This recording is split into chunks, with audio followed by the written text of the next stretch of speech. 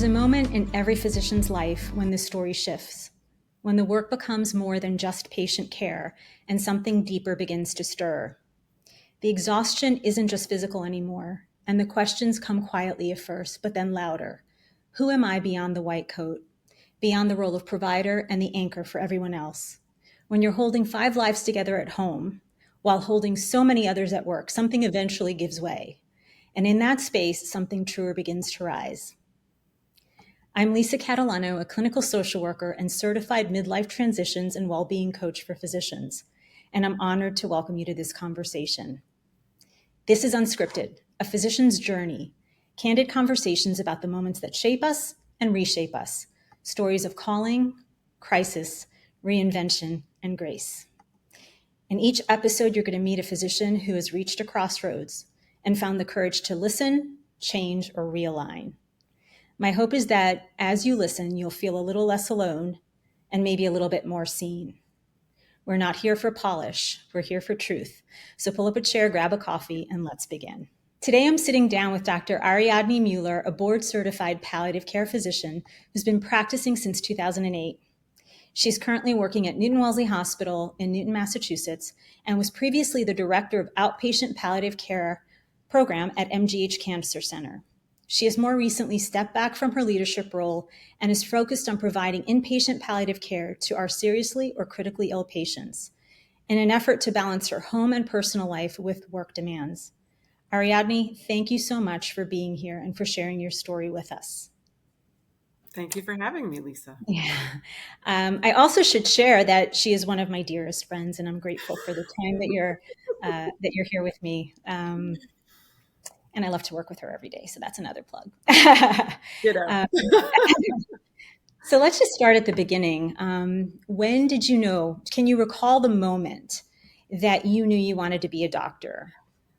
No, I don't. But I mean, it was in my brain, it was like, I majored in biology, like ecology and organismal biology in undergrad. And so I went to a small liberal arts school. There were 5 science majors. And so going into medicine was kind of, something that people did, but it never really occurred to me to do it. But I was thinking about it. I was really interested in social justice and wanting to help people. And what I do remember is having a conversation with my high school friend and saying, I'm thinking about like, maybe I should be a doctor or go to medical school, but I don't think I'd get in. And it seems so hard. I knew a lot of people who hadn't gotten into medical school. And she was like, Ari, if I know anybody who can do it, you can do it. And I was like, oh, and that was like a pivotal conversation. I was like, you know what, I'll apply. I'll see if I get in and go from there. And I got in. And so. Yeah. Was there one particular thing that drew you to the profession, or was it just the fact that you wanted to help? I loved understanding how the human body works. And so partly, so it was really a combination of those things, right? To be able to learn more about, how it all works, how things go, and to be able to understand that and have that knowledge for myself, and then to be able to use that to help people. I went into family medicine because I like the idea of, being able to treat people from the cradle to the grave, as they say, all ages, treating the whole family, the community. And I felt like, wherever I went, I'd be able to help out. And I like being able to help people, kind of whoever walks in the door. So that's your why. Yeah, I guess so. What was the medical school training like for you? What do you remember about it that was... I loved medical school. I thought it was a lot of fun. I think because I went into it with that attitude of like, well, we'll see what happens. I had a friend after my first year of med school who left. And I think it was, the possibility of not finishing was always there, right? It was kind of like a continual question of, do I want to keep doing this? Do I want to keep doing this? And I did. And I wanted to learn about how things work and what happens when they don't work. And I really enjoyed that. I think also, medical school for me, if I worked really hard, I did well. And so it was fun, right? I met my future wife the first year of medical school. I had a good group of friends. third and fourth year where it was clinical. That was harder. Those were not my favorite years, but Yeah. but I loved medical school. It was fun. I think you're just also highlighting how mindset is so important, and you kind of gave yourself this permission early on that if it doesn't sit with you, if it doesn't flow with you, if it doesn't align, then you're okay stepping away. Yes. Yeah. And I think I'm somebody, I think in order to go into medicine, you really have to be good at delayed gratification. Yeah. And I'm somebody for whom the journey is really important, right? Like I was not going to suffer through 4 years of torture just to be able to then go to residency and suffer through that. Like that was not the point. I wanted to enjoy the whole piece of it. And I did. So I was lucky. Can I ask, what was the most enjoyable part of that medical school training for you? The first thing that pops up is meeting my wife. Like the social part was fun.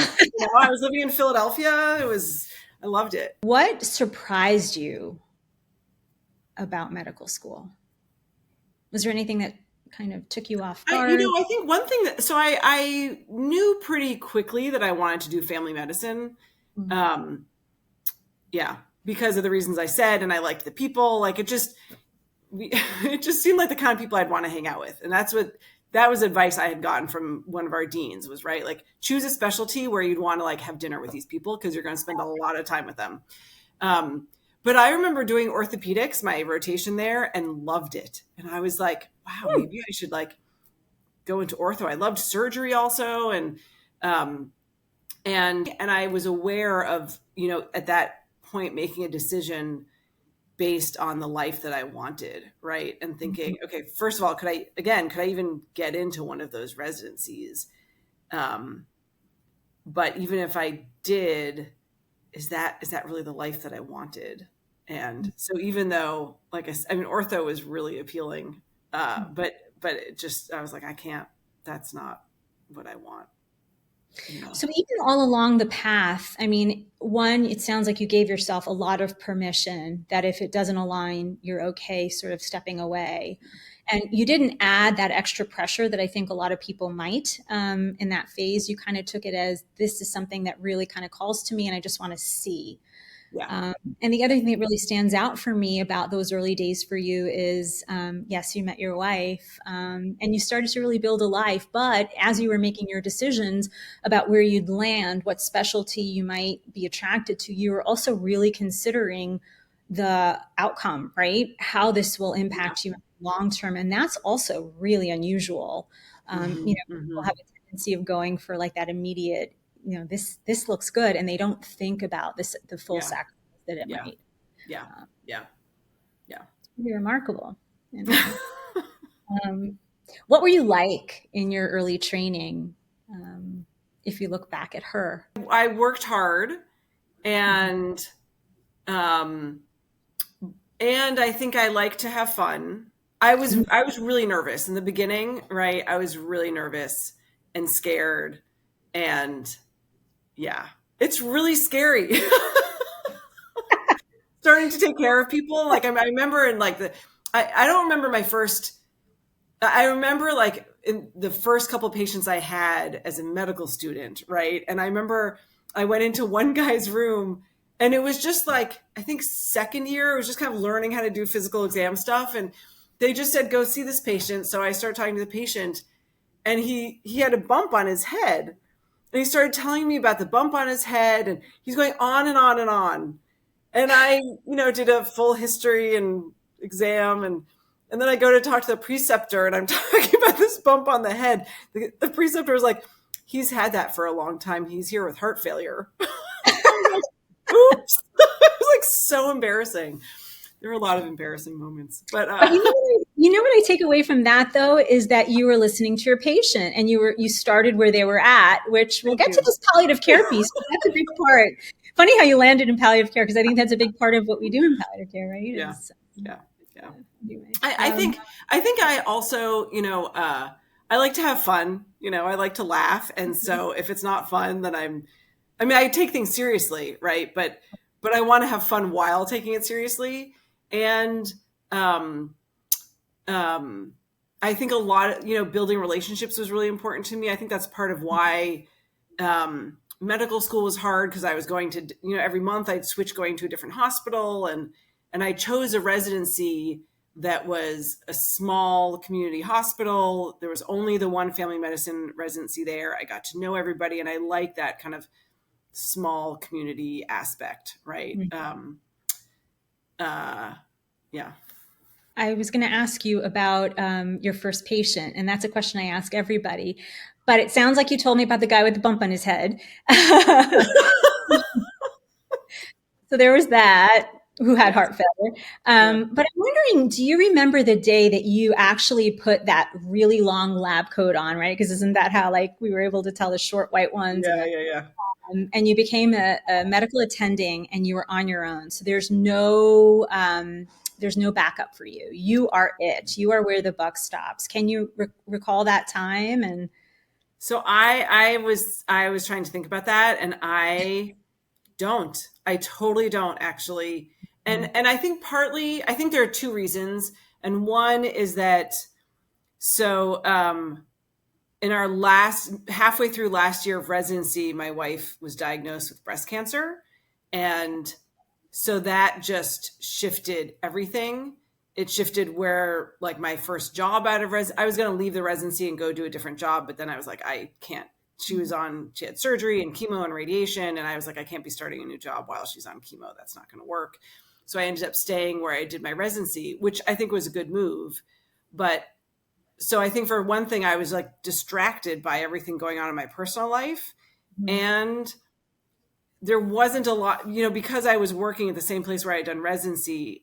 I think it blunted the shift, right? It didn't feel as, it was I just kept doing what I was doing before, except as an attending. And, I had the same attendings around for support, for questions. And were you comfortable asking for support?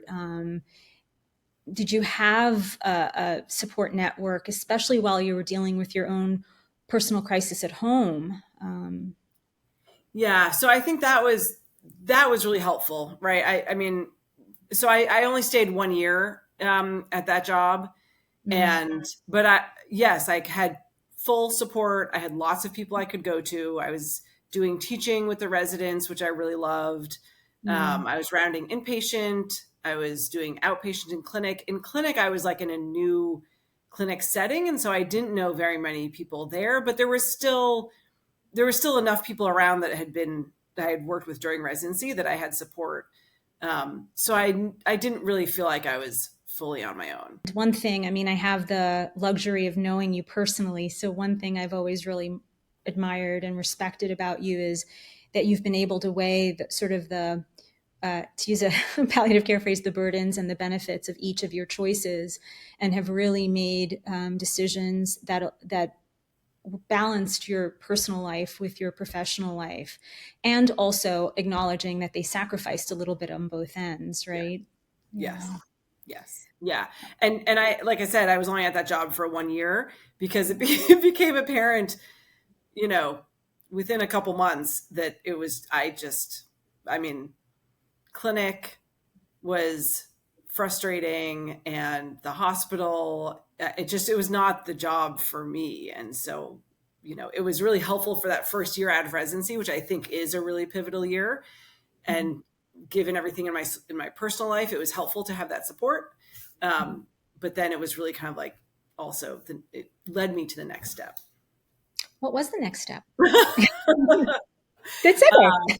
Well, I think for me, although I'm very glad that I am a family doc, I think I felt frustrated because people would come into clinic and feel fine, and I would diagnose them with things like hypertension or diabetes or high cholesterol, right? All these things that lots of people have, and they can feel fine, but yet it's all kind of lifestyle, not all of it, but a lot of it is lifestyle stuff. And, we could counsel them on lifestyle changes, but then they'd come back a few months later and end up just starting a medicine. And it didn't feel rewarding to me in the way that I was hoping it would. And I think a lot of the reward is building those relationships over time. but it was too much. It was too much for me. And I struggle also with kind of the Western medicine approach to those Mm-hmm. chronic diseases and and lifestyle, health maintenance stuff. Um, and so that's when I decided to pivot to working in hospice and palliative care. And there was a job with somebody who I really admired. Um, and I think for me also, I think about the job itself and I think about who I'm working with. And so the woman who was the hospice medical director was somebody who I was really excited to work with. And I felt like I could learn a lot from her. Um, and, and so I went there. What an important message for anyone listening. As you're making these career choices, you're really not looking at it from what's going to make me look better or what goalposts do I need to reach. You didn't really, it's the same thing when you kind of enrolled in medical school, right? You gave yourself permission to uh, choose in a balanced life and choose wisely in terms of who you are, what drives you, where your passions lie, and also what would benefit your home life. Mm-hmm, Um, mm-hmm. and that's pretty incredible. And I do think it's worth highlighting because for a lot of people, you lose track of why you actually went into this Yeah, profession, right? yeah, yeah. Um, so, when we do talk about home life, how are you navigating all of that as much as you want to share, while also taking care of other people, right? Yeah. Do you mean then or now? Then we'll get to now. We're building. Okay. We're Um, building. Yeah. I guess I would say that the work life balance, which I think is important. I also think that phrase work life balance is really overused and Hmm. has become such a cliche. But since I don't have a better way to phrase it, uh, I think that was always really important to me. And I saw the doctors around me getting burned out and really struggling. And I didn't want that to be me. So from the time I finished residency, I was working part time, like kind of 60 to 80% time. And then I would pick up extra shifts, right? I'd pick up call, Hmm. take Hmm. weekends, stuff like that. So I ended up working pretty much full time, but it gave me the freedom, right? To say, look, I want this month to be slower or, whatever's going on. It gave me a lot more control. And I think I like control. uh, yeah. So, so I that's kind of how I managed that. And then once I started having kids, I cut back to 3 days a week at the hospice that I was working at. And that way for me, I think it was a really conscious decision to say, okay, I'm going to be working 3 days and I'll be off 4 days, which means that the majority of my time is at home with my kid and my family. And again, just like that mindset. And, there were times when I was on call and missing dinner because I was on the phone because all these people, but I still had the control over that. Yeah. So in those early days of parenting, because I think so many struggle with this, Yeah. how did you navigate those moments that were missed or decide, how you would structure your time? One thing that stands out to me that I missed that I really regret is that Mm. my entire family went on a cruise to Alaska. And it was in between my second and third year of medical school. And I was like, I can't miss the beginning of third year of medical school. And it was like my parents, my aunts and uncles, my cousins, my grandmother, like more, it was so many people and I missed it. And I remember being at home with Tina, my wife, and it was just, I just had this feeling like, oh my God, I should have gone. And in retrospect, like that was, yes, I should have prioritized that because I could have gotten away with missing the first like 3 days of orientation of medical school. It feels like, right? It feels like you can't miss that stuff, but actually Mhm. you can. But so maybe I learned from that That'll later. be the tagline on this video. You can miss work. Better to not miss Yeah, your family time. Yeah. yeah, But I also can appreciate, and it's a theme I'm kind of piecing together for you that, you've always weighed right, the consequences of all of your choices.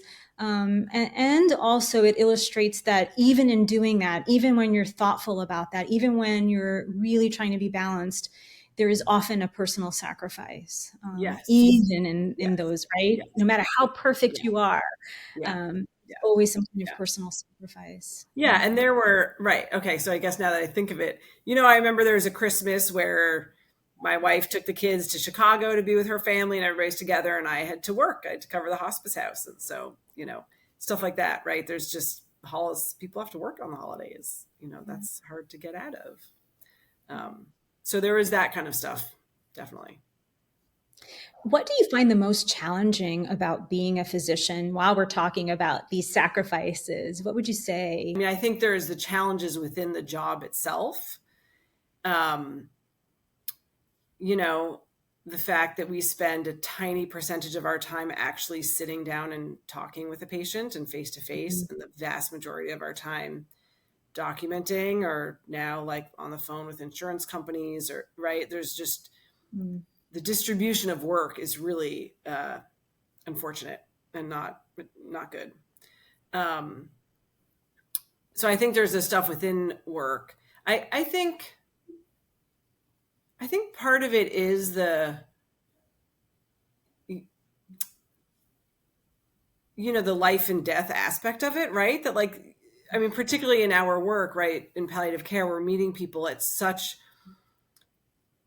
difficult times, right? These are like the worst days they're ever going to have often. And, for me to kind of prioritize, well, I got to get home because I have to feed my kids, right? Which is something that I do every day, right? When I see these people who are suffering so much is really hard, right? And how do you maintain that balance of trying to give people the best care that you can while also prioritizing your own life, because you have to, right? There's nobody else that's going to feed your kids. Right. Yeah.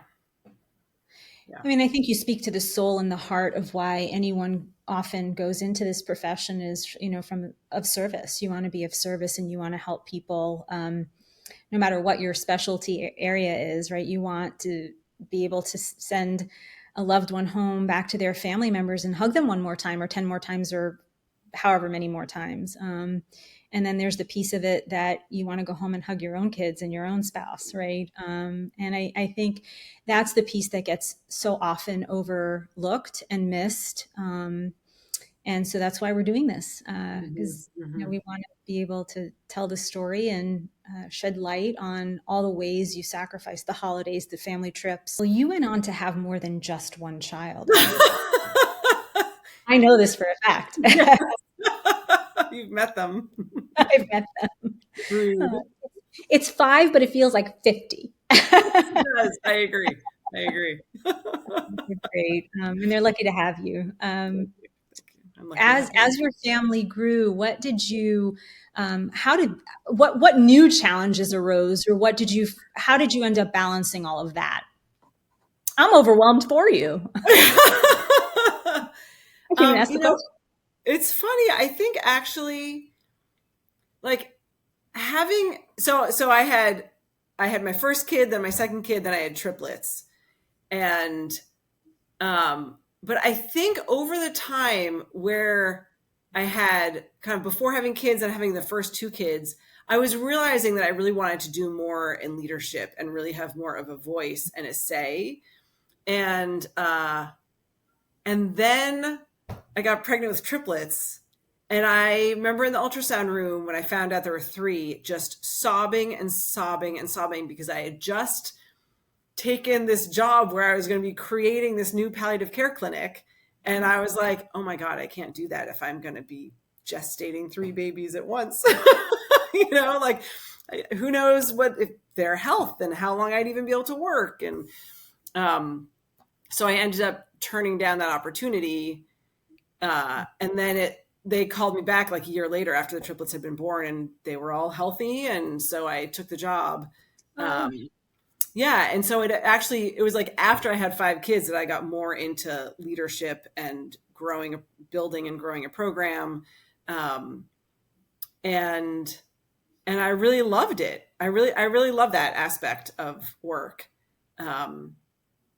and that was probably, yeah, it was great. I still made sure that, I balanced kind of clinical time, administrative time, and making sure I had time at home. Um, but that was a lot. That was a Mm, lot. Uh, and then I left partly because of stuff with COVID, right? COVID, I think, was probably a shift for a lot of people. Um, and then also because of my home life and my wife getting sick, and I just needed a different thing, different job. I appreciate this might be hard to talk about, but I wonder what that sacrifice was like for you, and how you Yeah. kind of reconciled or are reconciling that. Yeah. Right. It's Yeah. an ongoing thing. Um, so I had moved to Newton Wellesley and was the director of the outpatient palliative care clinic and was working on building a non-oncology palliative care clinic. And I loved that. It's fun to meet with all the different stakeholders, right? The different people who are involved, and figuring out how we can try to meet people's needs and how we can help our patients. Um, and then my wife's cancer had come back a few years before, Mm. and then she started to get really sick, and time was short. And I ended up taking first intermittent leave, and then just a full leave. So I was with her for the last, I think, I don't know, 3 months of her life before she died. Um, yeah, and I mean, I think I am incredibly grateful that I took that time. I mean, that, yeah, was really important to me. Yeah. Um, and then after she died, then I was, a grieving mom of 5 kids who are grieving the loss of their mom. And I realized I could not do,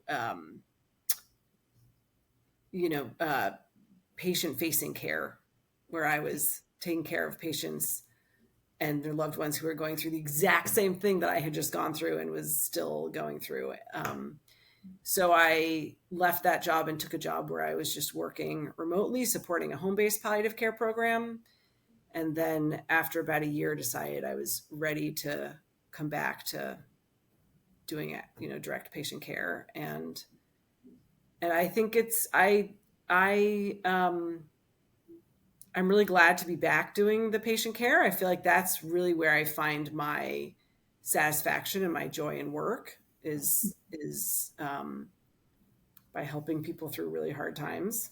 And yeah, yeah, I appreciate that it's hard to talk about, and I can only imagine that some people listening might be going through exactly what you're going through right now, and how important your story will be to them, and also, or your experience. It's not a story; it's your life. How your life will be so important to them, and then also the remarkable ability you have to be able to talk about it and to be honest and vulnerable about it, because I think that's the path to healing, right? That we even as caregivers, I think this really illustrates it, that we hurt too, that we have things that happen to us, and we are so invisible in our work at times. And I think the risk is that we tend to stuff it down and we keep mm-hmm, going, mm-hmm, and we don't take a moment to look at our lives, look at our mental health, and look at our well-being and say, where do I need to be paying attention now? yeah, So yeah. I appreciate it. Yeah, I mean, there were so many moments, right? Because I was caring for her while I was seeing patients in a cancer center, and there was this one moment where I was having a family meeting with it was in the cancer center, and it was with a young gentleman and his wife, and they had 2 young kids at home, and he had, I think, metastatic colon cancer, and I was there with our social worker, different social worker. Mm. um, and she knew what was happening in my home life. We were at a difficult time with my wife, and it was just this crazy like situation of here we are trying to help the patient and his wife. And, I'm trying not to bring my own stuff into it. And the social worker knows I'm trying not to bring my own stuff in. Like we're all right. There's like so many different Yes. things going on in that room at the same time that the patient and his wife presumably had no idea about, right? I wouldn't want them to have any idea about it. But yes, there were, for 4.5 years while she was sick, I stuffed that stuff down so that I could get through my job. And I think I was able to do it, And then when she died is when I was like, oh, I cannot do this anymore. And I think there's a part of me that actually thinks I could have, but like you said, it would have broke me like that. It just, it would have been really bad. And, yeah, like you can only compartmentalize for so long, before it just eats you. I think also the field of medicine, right, from the very beginning of your training, and you just correct me if I'm wrong about this, but the stoicism is valued, right? The stuffing it down, the compartmentalization, all of that is valued and considered, qualities that would make you an excellent physician. And Yeah. so that you could say, this is not the time to use that. Yeah. Yeah. This is the time to be a person and Yeah. bring some of my humanity back. Yeah. And I think for me, I was always kind of trying to find other people in the same situation, right? Like, okay, what other palliative care doctors have lost their spouse and are parenting and dealing with grieving, and like, I kept wondering, what does everybody else do, right? Like, where's the roadmap? I think in medicine, there's always the next thing. It's kind of spelled out for you, right? And you reach for the next thing. And I was like, well, what do I do, right? And is it okay to not work? Is it okay to switch jobs? Like, I think. And there was really no role model for that, because hopefully it doesn't happen very often. But I think I also just had to find my own path, because everybody's different, right? But it's like, I remember thinking like, okay, if this person had lost their spouse, would they keep going to work every day? Like, I took like 5 months off. Like, would they have kept going? Would they still be in the cancer center, right? Like, what's okay to do? How much is okay to give up? There was a time when I was working from home when I was like, am I ever going to get back into patient care, like direct, Right. It's hard. It's hard. That idea of, is it okay to do, is interesting. Yeah. How did you give yourself permission, or how did you decide this is what I'm going to do? What was that thing? So if someone's watching and really struggling with this and isn't sure where to turn, what advice or what experience do you have that would help? I think knowing yourself, right?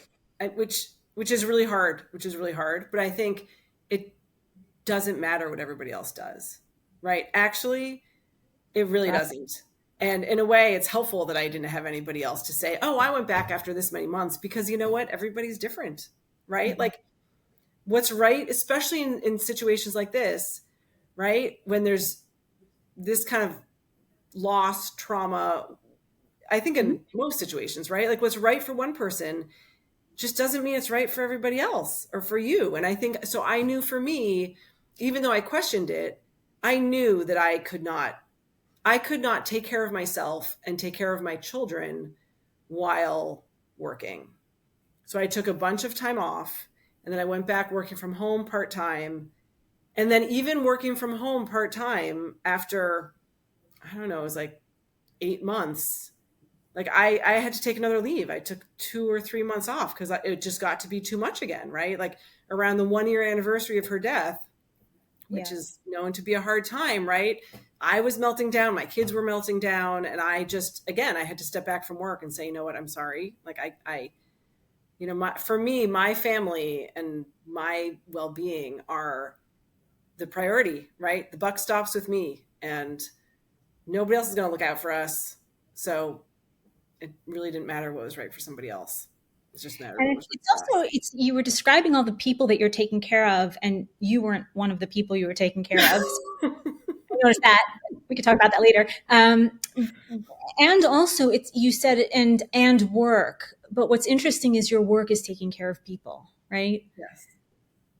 So it's not like you're building widgets every day and you're like, I can't build widgets today. It's you are providing, um, you know, comfort in addition to expert medical care. And your mind has to be clear and you have to be on, and there's no real room for error in the work that you do.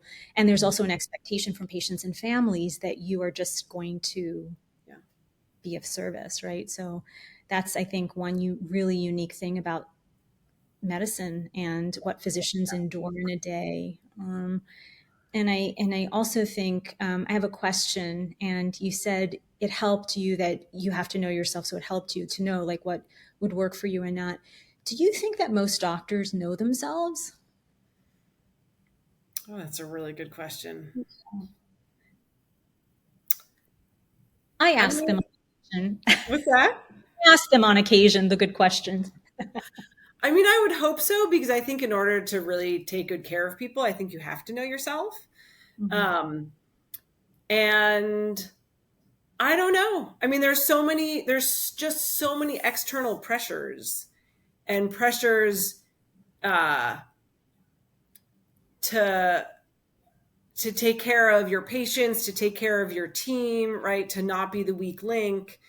Um, it's I think it's really hard to give yourself the space to have needs, right? It's partly knowing yourself and knowing what you need. So, like, I know that if I don't run or swim every, hopefully every day or every other day, if I go more than 3 or 4 days, I'm out. Like, I just start to lose it. That is what I've learned about myself for the last 2 years since she died. Right.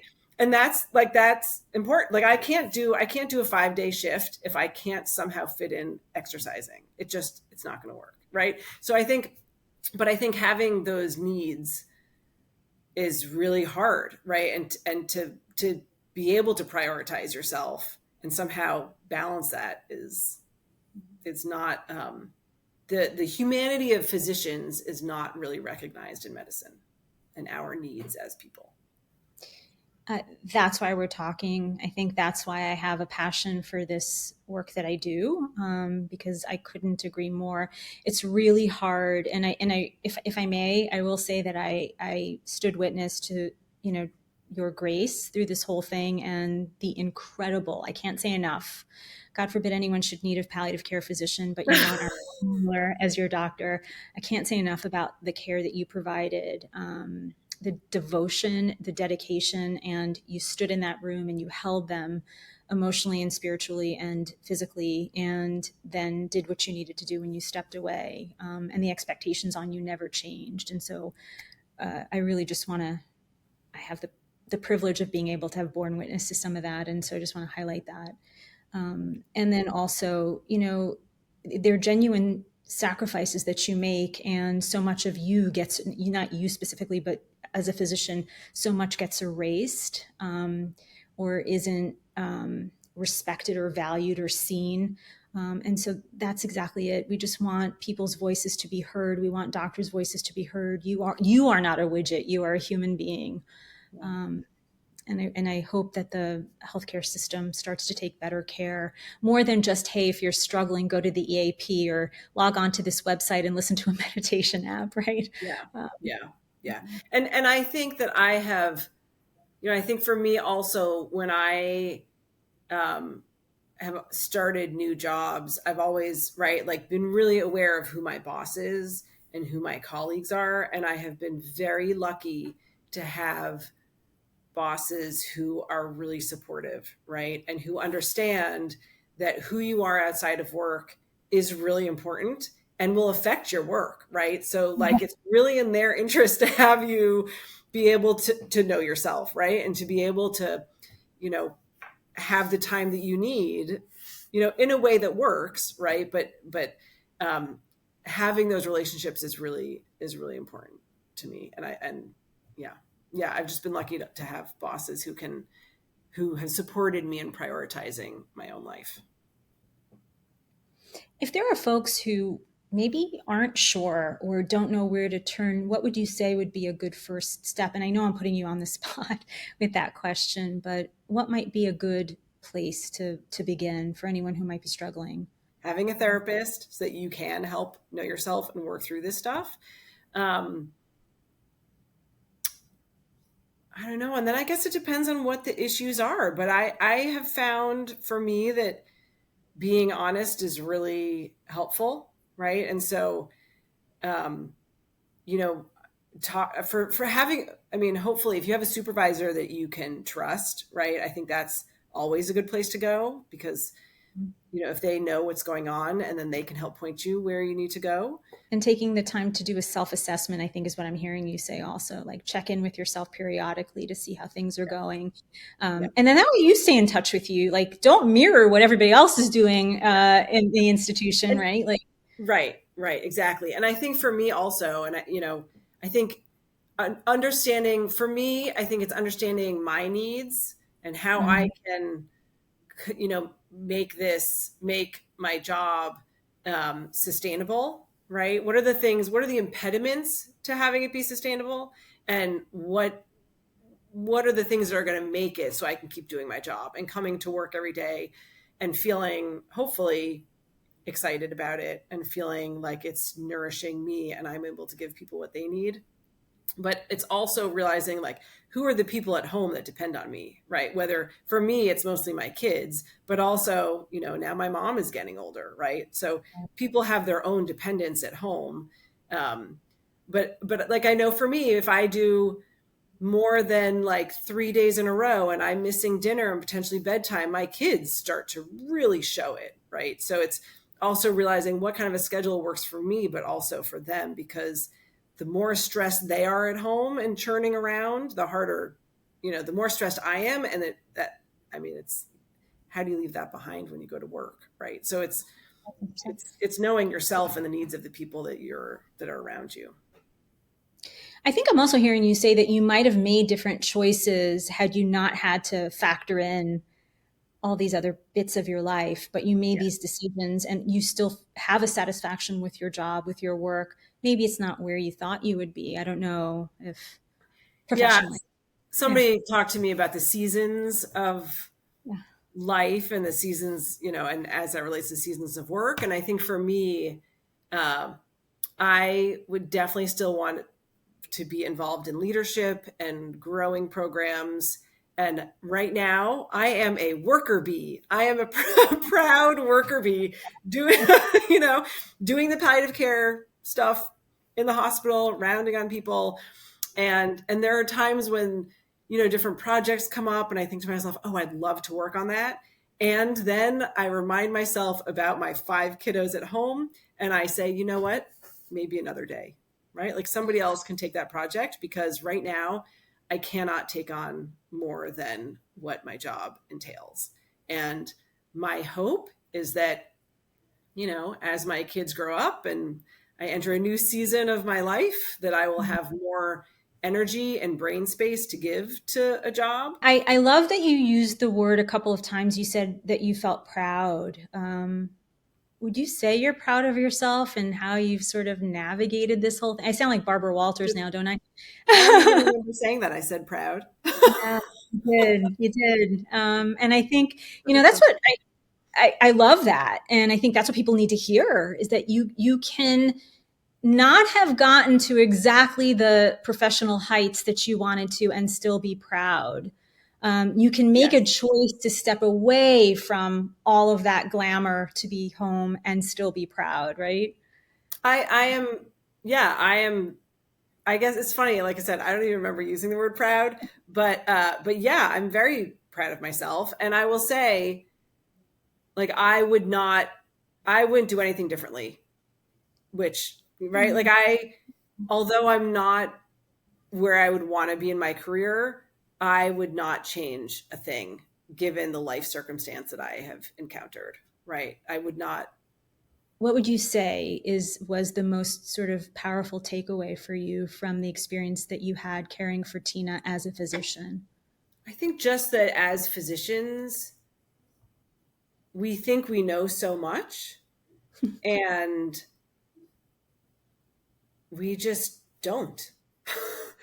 Like you just, I guess just that, like, right, people, our patients who are people, like our patients are people, right? And they have a whole big life outside of the little tiny piece that we see.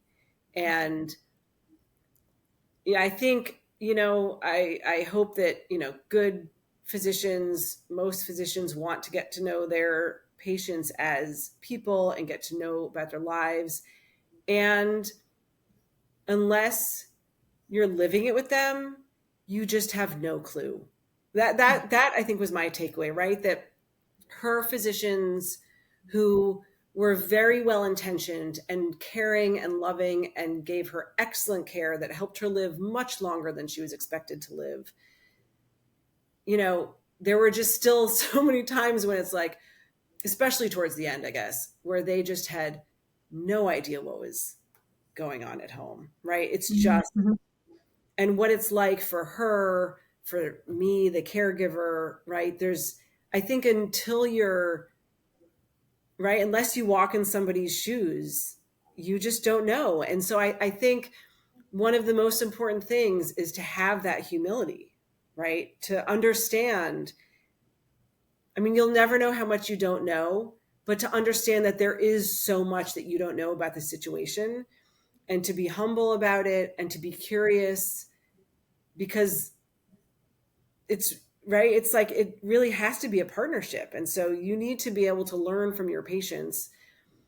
Um, yeah, because there's just a whole world out there with them.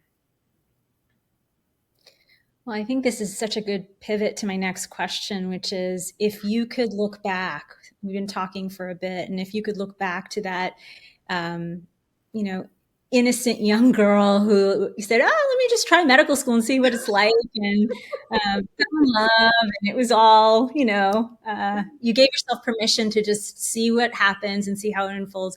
If you could give that girl, that young girl or young woman, any advice, what would that advice be? Or if you could talk to her now, what would you say? Keep going. I'm trying to think of some That's good. nice words, but Don't quit. yeah, yeah. There were a Yeah. lot of times when I thought about quitting, uh, and I'm really glad I didn't. I'm really glad I didn't. Right? I feel like a lot of you hear so much now, like, oh, doctors tell their kids don't go into medicine. They would never go Mhm. into medicine now, right? I completely disagree. I think it's an amazing field. I think um, I think it is such a privilege, right, to have the knowledge, to be able to help people, to be able to heal. It's really amazing. And the world of medicine and healthcare is terrible and broken, but I still think that doctoring is really an amazing honor. So I think it's, trying to figure out how you can do it in a way that is, that works for you, a way that is sustainable. And unfortunately, I think there are fewer and fewer options for that in medicine now. What's amazing is now that I've done a few interviews, and at the very end of it, it all just seems to boil down to the healthcare landscape is changing on every front within the work, as you described before.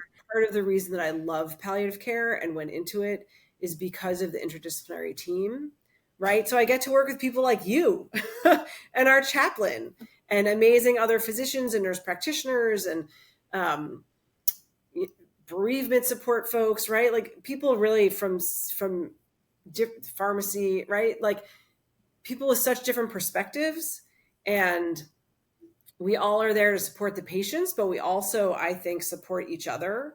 And Mm-hmm. um, and I think that has also really impacted my ability to to maintain myself in medicine. So having a good, solid team, and Yeah, um, yeah. yeah. Well, thank you so much. Ariadne, I'm so grateful to you for taking the time to share your career journey with us, To those of you that are watching, thank you for joining us inside of this story, one that's still unfolding. And if something resonated for you, if you're feeling the nudge of your own crossroads, I really hope that Ariadne's story makes you feel less alone. Healing isn't just something that we offer other people, it's something that we learn to reclaim for ourselves. This is Unscripted, where truth finds its voice and physicians find their way home, back to themselves. See you next time.